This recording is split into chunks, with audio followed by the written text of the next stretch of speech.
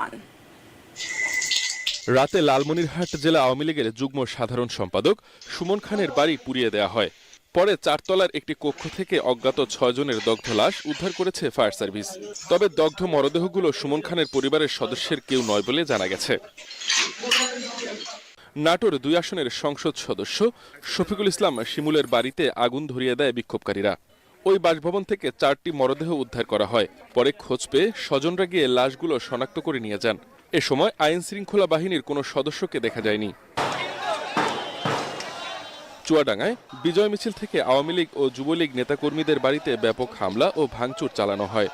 সন্ধ্যার দিকে শহরের কাঠপট্টি এলাকায় জেলা যুবলীগের সাবেক আহ্বায়ক আরেফিন আলম রঞ্জুর বাসভবনে বিক্ষোভকারীরা আগুন ধরিয়ে দেয়। এতে বাড়ির মধ্যে আগুনে পুড়ে 4 জনের মৃত্যু হয়। পরে ফায়ার সার্ভিসের কর্মীরা লাশ উদ্ধার করে হাসপাতালে পাঠায়। মানিকগঞ্জে নৌপুলিশের সঙ্গে আন্দোলনকারীদের ধাওয়া পাল্টা দেওয়ার ঘটনা ঘটে। এতে গুলিবিদ্ধ হয়ে এক কলেজ ছাত্র নিহত হয়েছে। এ ঘটনায় আন্দোলনকারীরা উত্তেজিত হয়ে শিবালয় থানায় আগুন ধরিয়ে দেয়।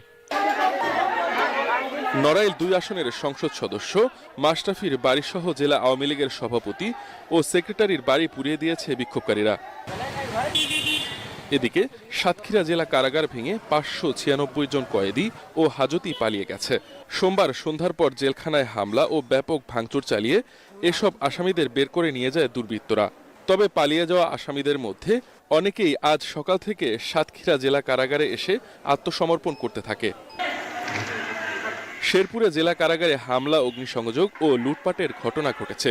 এ সময় জেলা কারাগারে আটক থাকা 527 বন্দী পালিয়ে যায়। সোমবার বিকেল 4:30টার দিকে এ ঘটনা ঘটে। এছাড়া রাত থেকেই সরকারি বেসরকারি অফিস স্থাপনা ও আওয়ামী লীগ নেতাদের বাসায় হামলা, ভাঙচুর, লুটপাট ও অগ্নিসংযোগ করেছে দুর্বৃত্তরা।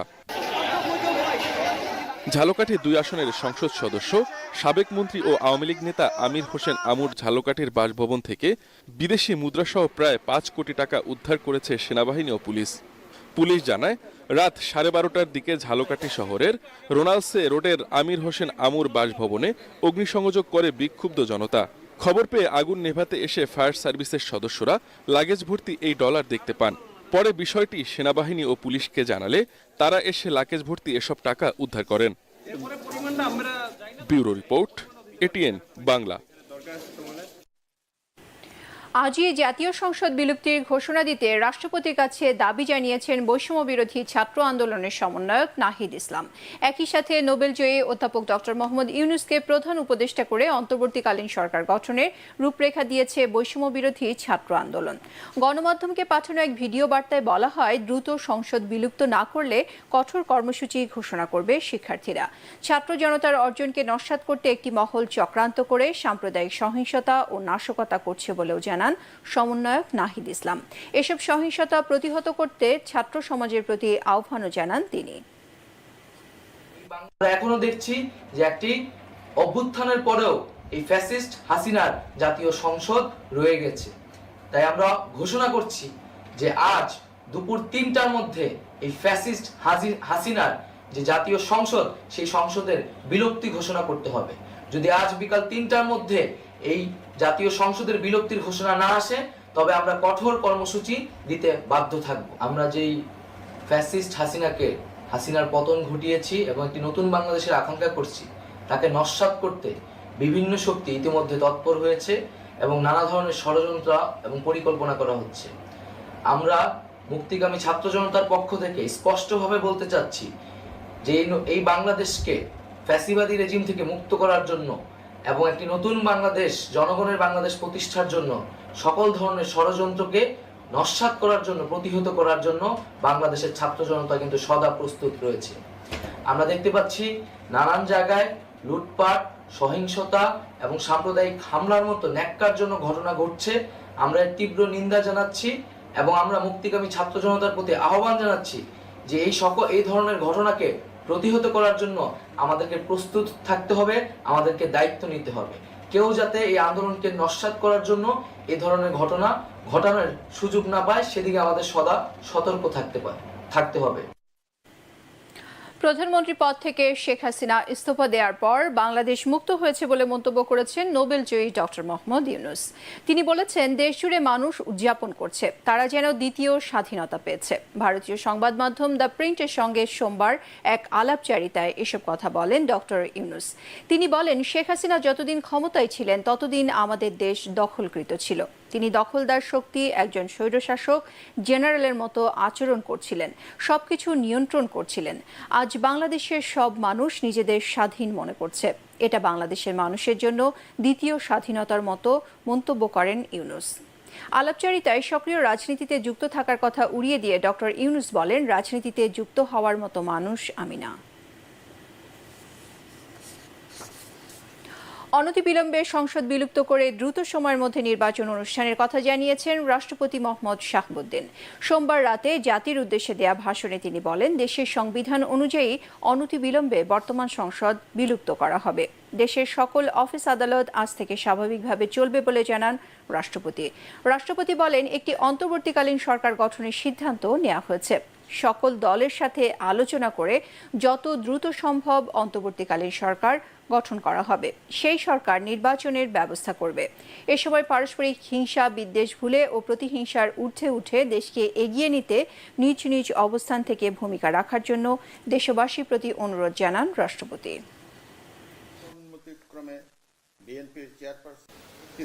একটি অন্তর্বর্তীকালীন সরকার গঠনের সিদ্ধান্ত নেওয়া হয়। সকল দল ও অংশীজনদের সাথে আলোচনা করে গঠিত অন্তর্বর্তীকালীন সরকার যত দ্রুত সম্ভব নির্বাচনের ব্যবস্থা করবে। বৈষম্য বিরোধী ছাত্র আন্দোলন ও বিভিন্ন মিথ্যা মামলায় আটক সহ সকল বন্দীদের মুক্তি দেওয়া হবে। বৈষম্য বিরোধী ছাত্র আন্দোলনের নিহতদের পরিবারদের ক্ষতিপূরণ প্রদান ও আহতদের সুচিকিৎসার প্রয়োজনীয় সকল সহায়তা দেওয়া হবে। দেশবাসীকে শান্ত থাকার আহ্বান জানিয়েছেন বিএনপি মহাসচিব মির্জা ফখরুল ইসলাম আলমগীর। নয়াপল্টনে বিএনপির কেন্দ্রীয় কার্যালয়ে কিছুক্ষণ আগে এক সংবাদ সম্মেলনে তিনি জানান, নজিরবিহীন আন্দোলন ও ত্যাগে দেশ রাহুমুক্ত হয়েছে। এ অবস্থায় বেগম খালেদা জিয়া সবাইকে ধৈর্য ধরার অনুরোধ জানিয়েছেন। কোনো সহিংসতায় জনতার বিজয় যাতে কেউ ছিনিয়ে নিতে না পারে সেজন্য সবাইকে সজাগ থাকার অনুরোধও জানান তিনি। শেখ হাসিনা পদত্যাগ করে পালিয়ে গেছে, সেই কারণে এখন শেখ হাসিনার ক্যাবিনেট পুরোপুরিভাবে আপনার বিলুপ্ত হয়ে গেছে এবং এই সংসদের যেটা একটা দামি সংসদ, যেটা বিনা ভোটে নির্বাচিত, তারও কোনো এখন এই মুহূর্তে কোনো কার্যকারিতা নেই। রাষ্ট্রপতির কাছে আহ্বান জানাচ্ছি, কাল বিলম্ব না করে আপনি আজকে এর মধ্যেই 24 ঘন্টা প্রায় হয়ে যাচ্ছে, দুটার মধ্যেই আপনি দয়া করে এটাকে অবিলম্বে এই পার্লামেন্টকে ভেঙে দিয়ে আপনারা একটা অন্তর্বর্তীকালীন নিরপেক্ষ সরকার গঠন করুন। অন্যথায় দেশে আবার রাজনৈতিক শূন্যতা দেখা দিতে পারে। বিভিন্ন প্রতিষ্ঠানে প্রতিশোধমূলকভাবে অগ্নিসংযোগ করছেন, লুটপাট করছেন, বাড়িঘরে হামলা করছেন। এটা দয়া করে অবিলম্বে এই মুহূর্ত থেকে বন্ধ করুন। যারা এটা করছেন তারা কেউ এই আন্দোলনের লোক নন, তারা সবাই কিন্তু আপনার যারা আন্দোলনের বিরোধিতা করেছে তারা এবং তাদের লোকেরাই করছে। আপনাদের মাধ্যমে সারা দেশবাসীর কাছে অনুরোধ জানাচ্ছি, সেই সঙ্গে আমাদের দলের সকল নেতা কর্মীদেরকে আমি অনুরোধ করব যে তারা এই ব্যাপারে অত্যন্ত দৃঢ়তার সঙ্গে এদের বিরুদ্ধে প্রতিরোধ করে তুলে সমস্তকে একটা ঠান্ডা অবস্থায় তৈরি নিয়ে আসা করার জন্য যে ব্যবস্থা করেন।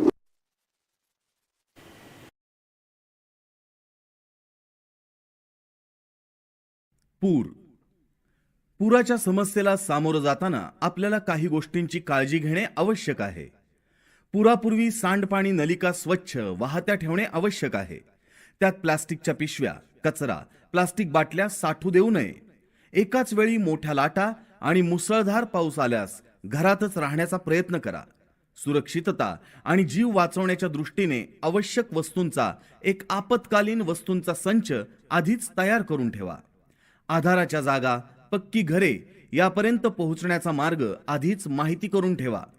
पूर आल्यास आपल्या भागात किती पाणी शिरू शकते याविषयीची माहिती आणि तेव्हा करायची कृती याविषयीची माहिती आधीच करून घ्या. किमान आठवडाभर पुरेल इतके अन्न आणि पिण्याचे पाणी याची व्यवस्था करून ठेवा.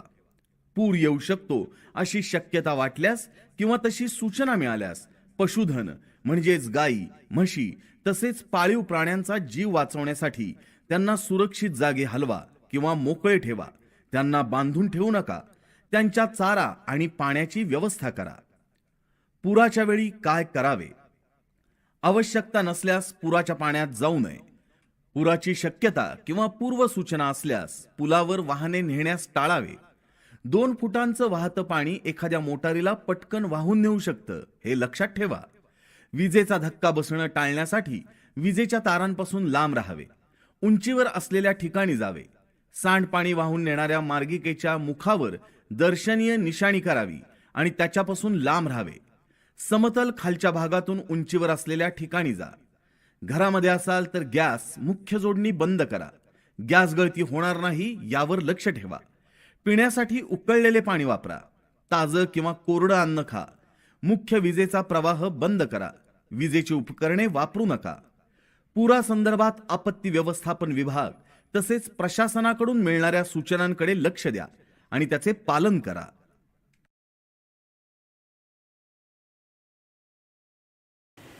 এদিকে বিএনপির senior vice president Tarek Rahman সামাজিক যোগাযোগ মাধ্যমে দেয়া এক ভিডিও বার্তায় দেশবাসীকে শান্ত থাকার আহ্বান জানিয়েছেন। সব ধরনের সহিংসতা বাদ দিয়ে শান্ত থেকে বিজয় উৎসব করার কথা বলেন তিনি। সকল ধরনের সংঘাত এড়িয়ে যাওয়ার আহ্বান করে তিনি বলেন, দেশের কোনো সংখ্যালঘু মানুষ যাতে আক্রান্ত না হন তা নিশ্চিত করা বিএনপি নেতাকর্মী সহ সবার দায়িত্ব। বিসমিল্লাহির রহমানির রহিম। প্রিয় দেশবাসী, আসসালামু আলাইকুম। বিনা ভোটে ক্ষমতায় থাকার জন্য খুনি হাসিনা গত 15 বছরে হাজারো মানুষকে গুম, খুন, অপহরণ করেছে। হামলা চালিয়ে মিথ্যে মামলা দিয়ে লক্ষ লক্ষ মানুষকে করেছে ঘরছাড়া। রাজনৈতিক উদ্দেশ্য প্রণোদিত মামলায় হাজার হাজার মানুষকে বছরের পর বছর ধরে কারাগারেই জীবনের সোনালী সময়গুলো কাটাতে বাধ্য করেছে। খুনি হাসিনার অত্যাচার, নির্যাতনে, নিপীড়নে দেশের গণতান্ত্রিকামী মানুষ ক্ষুব্ধ, বিক্ষুব্ধ এবং এ কারণেই গণ আন্দোলনের মুখে খুনি হাসিনা পালানোর পর নির্যাতিত নিপীড়িতদের কারো কারো হয়তো আচরণে হয়তো বা ক্ষোভের মারাত্মক বহিঃপ্রকাশ ঘটেছে। প্রিয় দেশবাসী, গণহত্যাকারী খুনি হাসিনা পদত্যাগ করে পালানোর পর আমি তাৎক্ষণিকভাবে দেওয়া একটি বক্তব্যে সবার কাছে আহ্বান জানিয়ে বলেছিলাম, বিজয়ের কাছে পরাজিতরা নিরাপদ থাকলে বিজয়ের আনন্দ মহিমান্বিত হয়। তবে আমি খবর পেয়েছি দেশের কোনো কোনো জায়গায় কিছু কিছু অনাকাঙ্ক্ষিত ঘটনা ঘটেছে। এ প্রসঙ্গে আমি আবারও আপনাদের কাছে বিনীত আহ্বান রেখে বলতে চাই, ধর্মীয় কিংবা রাজনৈতিক কারণে কোনো ব্যক্তি বা গোষ্ঠীর প্রতি প্রতিশোধ কিংবা প্রতিহিংসা পরায়ণ হবেন না। বিশেষ করে সংখ্যালঘু জনগোষ্ঠী কোনোভাবেই যেন হেনস্থার শিকার না হন, সেটি নিশ্চিত করা আপনার আমাদের সবার দায়িত্ব। কোন ধর্মীয় উপাসনালয় ক্ষোভের বহিঃপ্রকাশ ঘটাবেন না। খুনি হাসিনা তার দলীয় এবং ব্যক্তি স্বার্থে রাষ্ট্র এবং সমাজে মানুষে মানুষে ঘৃণা, হিংসা, বিভেদ ছড়িয়েছে। তবে আমার বক্তব্য স্পষ্ট, কাউকে সংখ্যালঘু হিসাবে বিবেচনা করার প্রয়োজন নেই। বাংলাদেশে মুসলমান, হিন্দু, বৌদ্ধ, খ্রিস্টান, বিশ্বাসী কিংবা অবিশ্বাসী কেউ সংখ্যালঘু নন, বরং আমাদের একটি পরিচয়, আমরা সকলে বাংলাদেশী। সুতরাং ব্যক্তি হিসাবে কারো প্রতি কোনো ক্ষোভ থাকলে প্রয়োজনে আইনগত পদক্ষেপ নিন, কিন্তু দয়া করে আপনারা কেউ নিজ হাতে আইন তুলে নেবেন না। অন্যকে নিরাপদ রাখুন, নিজেকেও নিরাপদ রাখুন। নিজের মহত্ব দিয়ে প্রমাণ করুন আপনি আওয়ামী লীগ নন, বরং আপনি একজন মানুষ। প্রিয় দেশবাসী, ভাই বোনেরা, আরেকটি বিষয়ে আমি আপনাদের দৃষ্টি আকর্ষণ করতে চাই। আইন শৃঙ্খলা বাহিনীর কোন সদস্যের প্রতি কারো কোনো প্রতি ক্ষোভ থাকলেও নিজেরা প্রতিশোধ গ্রহণ করবেন না। আইন শৃঙ্খলা বাহিনী কিংবা জনপ্রশাসনের কেউ অন্যায় করে থাকলে রাষ্ট্রের প্রচলিত আইন অনুযায়ী তাদের বিরুদ্ধে ব্যবস্থা গ্রহণ করা হবে। দেশে কোনো সরকারি কিংবা বেসরকারি প্রতিষ্ঠান কিংবা বিদেশের দূতাবাসগুলো নিরাপদ রাখা আপনার আমার দায়িত্ব। খুনি হাসিনা এতদিন এসব প্রতিষ্ঠান তার পারিবারিক প্রতিষ্ঠানের মতন ব্যবহার করলেও এগুলো জনগণের সম্পদ, এগুলো রাষ্ট্রীয় সম্পদ, কারো ব্যক্তিগত কোনো সম্পদ নয় এগুলো। প্রিয় ভাই বোনেরা, প্রিয় দেশবাসী, সবশেষে আমি আবারও আপনাদের কাছে বলবো, কোনো অপশক্তি যাতে ছাত্র জনতার সফল বিপ্লবকে লক্ষ্যচ্যুত করার সুযোগ নিতে না পারে, এই জন্য আমাদের প্রত্যেকটি মানুষকে অত্যন্ত সতর্ক এবং সজাগ থাকতে হবে। এটি এই মুহূর্তে বিএনপি সহ বাংলাদেশের পক্ষের প্রতিটি রাজনৈতিক দলের নেতা, কর্মী, সমর্থক, শুভাকাঙ্ক্ষীদের প্রতি আমার বিশেষ আহ্বান। আল্লাহ হাফেজ। বাংলাদেশ জিন্দাবাদ। বাংলাদেশ জাতীয়তাবাদী দল জিন্দাবাদ। বিএনপির কেন্দ্রীয় কার্যালয় নয়াপল্টনে নেতাকর্মীদের মাঝে একদিকে চলছে শোক, অন্যদিকে দেশ শেখ হাসিনা মুক্ত হওয়ার আনন্দ। সকাল থেকে নয়াপল্টন কেন্দ্রীয় কার্যালয়ে আসতে থাকেন নেতাকর্মীরা। গণ অভ্যুত্থানে শেখ হাসিনা সরকারের পতন হওয়া উল্লাস প্রকাশ করেন নেতাকর্মীরা। এরই মধ্যে পুলিশের গুলিতে নিহত রাজধানী ভাটারা থানা স্বেচ্ছাসেবক দল নেতা আল আমিনের নামাজে জানাজায় অনুষ্ঠিত হয়। এতে বিএনপির কেন্দ্রীয় নেতা ডক্টর আসাদুজ্জামান রিপন, খায়রুল কবির খোকন সহ সিনিয়র নেতারা উপস্থিত ছিলেন।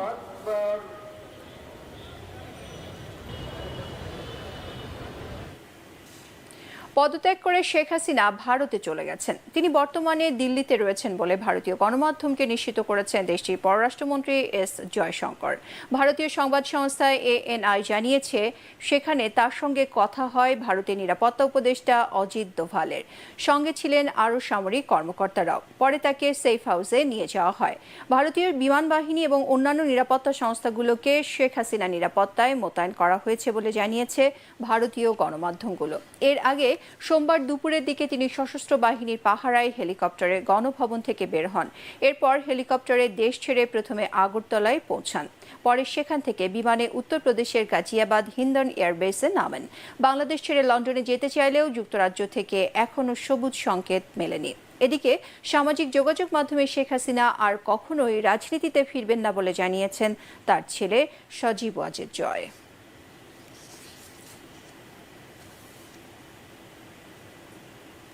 ক্ষমতাচ্যুত হয়ে শেখ হাসিনার দেশ ত্যাগের পর শুনশান হয়ে গেছে রাজধানী মিন্টো রোড ও হেয়ার রোডের মন্ত্রীপাড়া।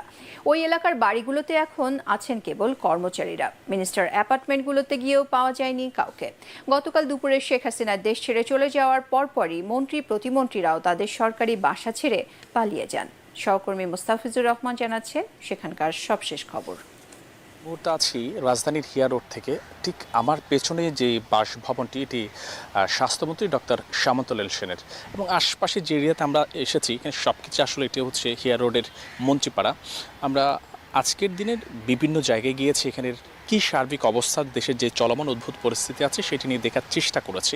এবং আমরা এসে যেটি দেখতে পেলাম সেটা হচ্ছে পুরো মন্ত্রীপাড়াটা অন্যান্য দিন যেভাবে থাকে সেটি যেন আজকে মনে হলো অনেকটা শুনশান, কেউ কোনো অনেকটা জনমানব শূন্য। আমরা বিভিন্ন বাড়িগুলোর যে সার্বিক অবস্থা আছে সেটি দেখার চেষ্টা করেছি।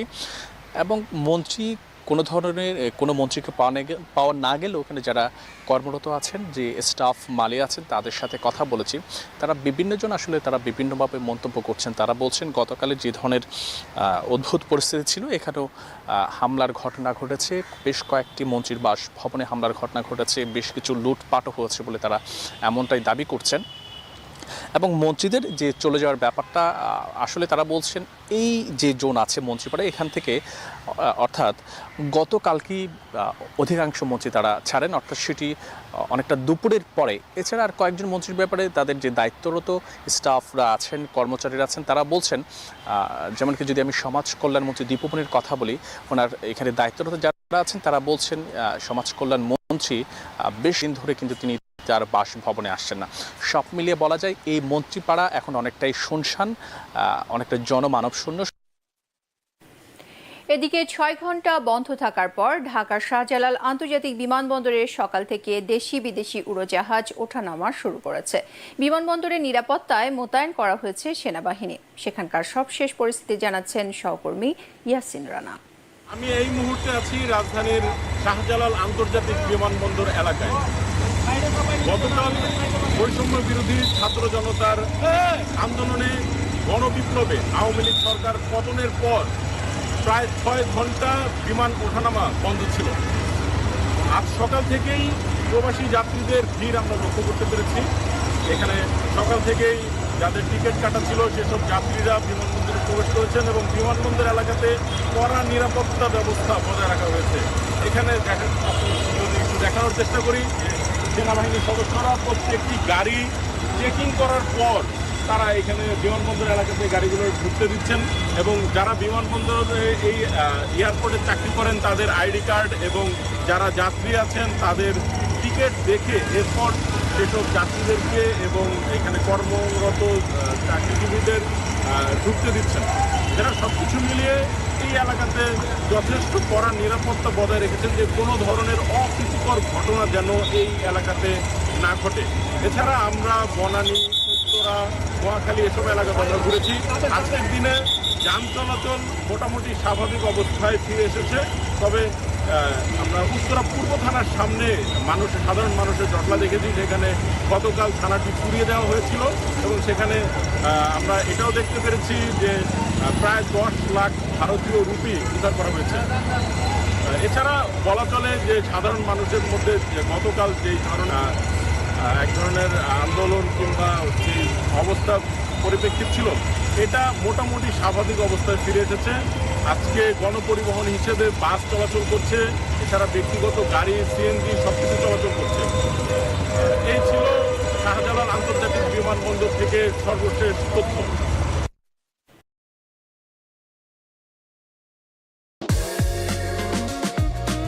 Der Kindesbergfahrt ist ja darauf abgebildet.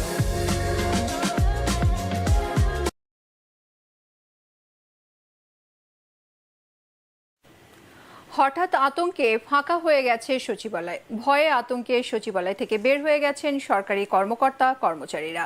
দুপুর 12টার কিছু আগে কর্মস্থল ছাড়তে শুরু করেন অনেকে। 1 ঘন্টার মধ্যে ফাঁকা হয়ে যায় প্রশাসনের প্রাণকেন্দ্র। কর্মকর্তা কর্মচারীরা জানান, বেলা 12টার দিকে হঠাৎ গুজব ওঠে সচিবালয়ে হামলা হতে পারে। মুহূর্তেই তা ছড়িয়ে পড়ে পুরো সচিবালয়ে। এর পরপরই কর্মকর্তা কর্মচারীরা সচিবালয় থেকে বের হতে শুরু করেন। তবে সচিবালয়ের সার্বিক নিরাপত্তায় মোতায়েন রয়েছে সেনা সদস্যরা। অনেকে বলতেছে যে বাহির থেকে হয়তো কেউ আক্রমণ করতে পারে, বাট এই ধরনের কোনো সম্ভাবনা নাই, কারণ সেনাবাহিনী অলরেডি তারা দায়িত্ব পালন করছে। এই ধরনের কোনো সম্ভাবনা নাই। হয়তো সবাই একটা প্যানিক সৃষ্টি করা হয়েছে, প্যানিকের কারণে সবাই হয়তো বের হয়ে চলে যাচ্ছে যে যদি কোনো সমস্যা হয়। আসলে আমরা তো জানি না কে বা কারা এটা একটা প্যানিক তৈরি করছে। এখন অনেকেই দেখি না এইভাবে চলে যাচ্ছে। গেল 2 দিন ধরে বিশ্ব গণমাধ্যমে খবরের শীর্ষে রয়েছে বাংলাদেশ। শেখ হাসিনার দেশ ত্যাগ এবং রাজনৈতিক পরিস্থিতিতে শিরোনাম করেছে Al Jazeera, BBC, CNN, NBC news সহ বিভিন্ন সংবাদ মাধ্যম। খবরের বেশিরভাগ অংশেই শেখ হাসিনার পালিয়ে যাওয়াকে রাজনৈতিক অদূরদর্শিতা বলছে তারা। একই সাথে বাংলাদেশে ছাত্র জনতার স্বতঃস্ফূর্ত অভ্যুত্থান ও বিজয়কে স্বাগতও জানানো হয়েছে। ভারতের প্রভাবশালী গণমাধ্যম এনডিটিভি বলছে, শেখ হাসিনাকে রক্ষা এবং তার রাজনৈতিক আশ্রয়ের জন্য দেশটির কেন্দ্রীয় সরকারের মন্ত্রী ও প্রভাবশালী নেতারা জরুরি বৈঠক করেছেন।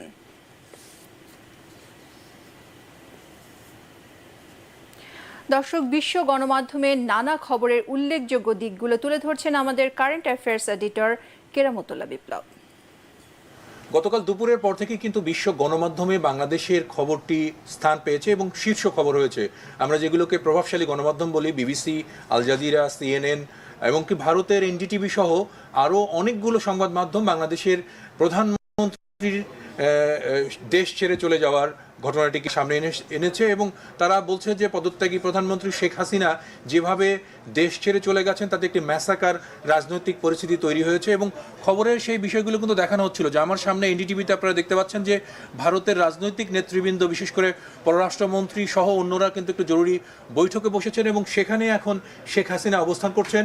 তারা কিভাবে তাকে গ্রহণ করবেন কিংবা ওই দেশে সেখানে থাকবেন কিংবা অন্য কোনো দেশে তাকে পাঠানো, সে বিষয়ে এখনো কোনো চূড়ান্ত সিদ্ধান্ত দেওয়া হয়নি। এর পাশাপাশি অন্য যে গণমাধ্যমগুলো রয়েছে তারাও কিন্তু দিনের ভাগে এবং আজকে সকাল থেকে খুব বড় বড় শিরোনাম করেছে সেই খবরগুলোকে নিয়ে। আপনি দেখতে পাচ্ছেন যে বিবিসি যে শিরোনামটি করেছে সেটি হচ্ছে যে Bangladesh protesters would not accept army led government after PM Sheikh Hasina exit. এবং শেখ হাসিনাকে কিন্তু তারা সবাই বলছেন যে পালিয়ে গেছে, দেশ ছেড়ে চলে গেছে, এবং তার চলে যাওয়ার কারণেই কিন্তু বাংলাদেশের রাজনীতি যে অঙ্গন সেটি উত্তপ্ত হয়েছে, লুটতরাজ হচ্ছে, সহিংসতা হচ্ছে, এবং সবচেয়ে বড় কথা যে বাংলাদেশে এ ধরনের পরিস্থিতি কিন্তু এর আগে হয়নি বলেই গণমাধ্যমগুলো সেখানে জানাচ্ছে। আপনারা খেয়াল করুন যে বাংলাদেশের প্রধানমন্ত্রীর কার্যালয়, যেটি কিনা আপনার ঢাকার তেজগাঁয়ে, সেখানে হাজার হাজার জনতা ঢুকে পড়েছে এবং তারা প্রধানমন্ত্রী কার্যালয়ের উপরে জাতীয় পতাকা উত্তোলন করে আনন্দ উল্লাস করছে, এরকমের ছবি কিন্তু সেখানে প্রকাশ পেয়েছে। এছাড়াও সেখানে আন্তর্জাতিক গণমাধ্যমগুলোতে বেগম খালেদা জিয়ার ছবি দেখানো যাচ্ছে যে তিনি হয়তোবা প্রকাশ্যে আসবেন, রাজনীতিতে আসবেন, সেখানে তারেক রহমানের বক্তব্য দেখানো হচ্ছে, কোনো ডক্টর ইউনূসের ছবি দিয়ে খবর করা হয়েছে। কথা বাংলাদেশের যে রাজনৈতিক অঙ্গের যে পরিস্থিতি, এটিই কিন্তু বিশ্ব গণমাধ্যমে আজকে সবচেয়ে চাঞ্চল্যকর খবর। আল জাজিরাকে যদি আমরা একটু দেখি, আল জাজিরার খবরেও কিন্তু কয়েকবার শিরোনাম করে গতকাল থেকে বাংলাদেশের এই রাজনৈতিক পরিণাম হয়েছে। সেখানে বলা হয়েছে 15 বছর শাসনামূল কি হয়েছে, তীর্য হয়েছে। প্রতিভাবে আমরা দিনই আজকে সকাল থেকে দেখছি যে একের পর এক খবর আসছে বিশ্ব গণমাধ্যমে, এবং যেটিকে নানাভাবে বাংলাদেশ আলোচিত হচ্ছে। এবং বাংলাদেশের বিভিন্ন জায়গায় শেখ হাসিনার সরকার পতনের পর যে লুটতরাজ, নানা রকমের সহিংসতা, বিভিন্ন জায়গায় অগ্নিসংযোগ, মানে হত্যার ঘটনা ঘটেছে, সেগুলোও কিন্তু একের পর এক আসছে। এবং এ পর্যন্ত 100-রও বেশি মানুষ মারা গেছে এই সরকার পতনের পর বিভিন্ন জায়গায় সহিংসতায়, সে কথাটাও